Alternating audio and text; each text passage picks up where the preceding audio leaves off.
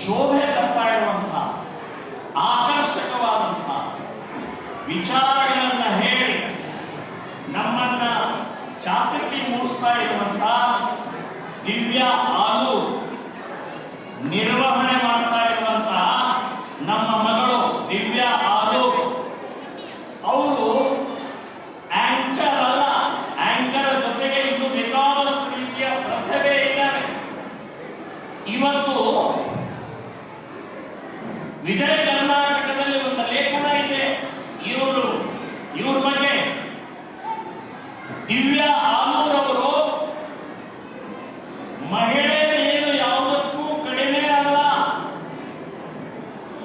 ನಾವು ಅಷ್ಟೇ ಶ್ರೇಷ್ಠರು, ಅಷ್ಟೇ ಪ್ರತಿಭೆ, ಅಷ್ಟೇ ನಮ್ಮನ್ನು ಕೂಡ ಜ್ಞಾನ ಇದೆ, ನಾವು ಸಮಾನರು ಅಂತ ಹೇಳುವಂತ ಒಂದು ದಿವ್ಯವಾದಂತಹ ಕೆಲಸ ಮಾಡಿದಂತ ದಿವ್ಯ ಆಲೂರು ಏನು ಅಂತಂದ್ರೆ, ತಮ್ಮ ತಂದೆ ತೀರ್ಕೊಂಡ ನಂತರ ತಾವೇ ಸ್ವತಃ ಅಗ್ನಿ ಸಂಸ್ಕಾರ ಕೊಟ್ಟು ಮಾಡಿದಂತ ಪ್ರಥಮ ಮಹಿಳೆ ಅಂತ ಹೇಳ್ತಾರೆ.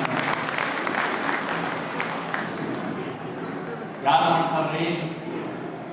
ನಮ್ಮ ಸಂಪ್ರದಾಯದಲ್ಲಿ ಬೇರೆ ಬೇರೆ ರೀತಿಯ ಮೂಢನಂಬಿಕೆಗಳಿದ್ದಾವೆ. ಮಹಿಳೆಯರನ್ನು ಸ್ಮಶಾನಕ್ಕೆ ಹೋಗುವುದಿಲ್ಲ, ಸ್ಮಶಾನಕ್ಕೆ ಹೋಗಬಾರದು ಅಂತ ಹೇಳ್ತಾರೆ.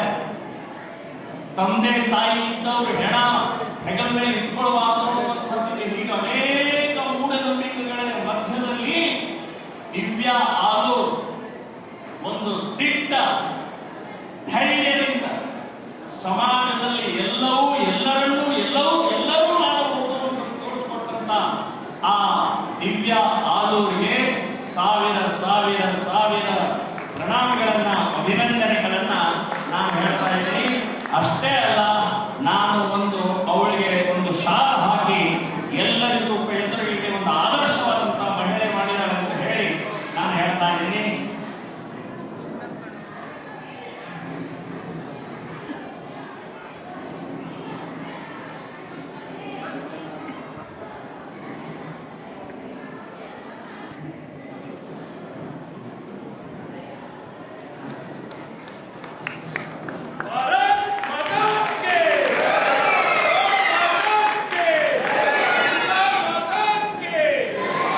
ಈ ರೀತಿಯ ಆದರ್ಶ ಮಹಿಳೆಯರು ಮುಂದೆ ಬರಬೇಕು, ಧೈರ್ಯದಿಂದ ಬರಬೇಕು. ಭಾರತ ಮಾತೆಯನ್ನ, ಹಿಂದೂ ಸಮಾಜವನ್ನ, ಹಿಂದೂ ಧರ್ಮವನ್ನ ಉಳಿಸುವಂತಹ ಶ್ರೇಷ್ಠ